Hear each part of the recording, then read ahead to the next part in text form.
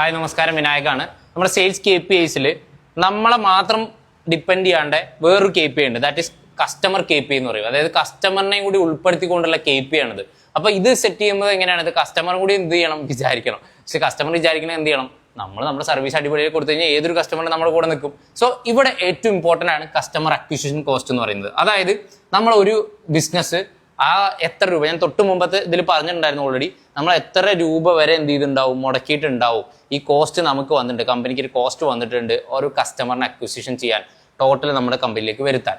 അതുപോലെ തന്നെ അതിൽ തന്നെ വേറൊരു സാധനമാണ് കസ്റ്റമർ ലൈഫ് ടൈം വാല്യൂ എന്ന് പറയുന്നത്. ഇതെന്ന് പറഞ്ഞത് ആ കസ്റ്റമർ, ഇപ്പോൾ ഉദാഹരണം പറഞ്ഞാൽ സൂപ്പർ മാർക്കറ്റൊക്കെ ഉദാഹരണം പറഞ്ഞാൽ പെട്ടെന്ന് മനസ്സിലാവും. അതായത് ഒരു വട്ടം പോയിട്ടല്ല നമ്മൾ സാധനങ്ങൾ മേടിക്കുക, അത് സ്ഥിരമായിട്ട് നമ്മൾ എന്ത് ചെയ്യും, വർഷങ്ങളോളം മേടിച്ചുകൊണ്ടേയിരിക്കും.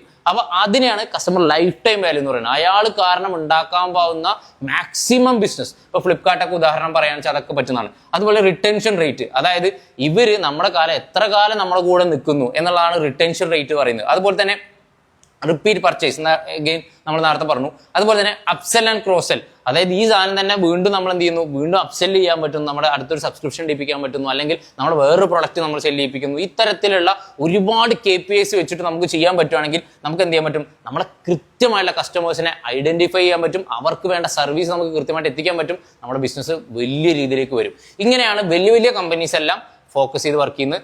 സോ ഈ ഒരു KPIs അതുപോലെ തന്നെ വളരെ ഇമ്പോർട്ടൻ്റ് ആയ 8 KPIs നിങ്ങൾക്ക് കിട്ടാൻ വേണ്ടി ഡീറ്റെയിൽ ആയിട്ട് PDF കിട്ടാൻ വേണ്ടിയിട്ട് ജസ്റ്റ് ഒന്ന് ചെയ്യുക, ട്രാക്ക് പേയുടെ പേജ് ഒന്ന് ഫോളോ ചെയ്യുക. ഒപ്പം തന്നെ കമന്റിൽ ജസ്റ്റ് KPI എന്ന് അടിച്ചു കഴിഞ്ഞാൽ നിങ്ങളുടെ DM കിട്ടുന്നതായിരിക്കും. Thank you.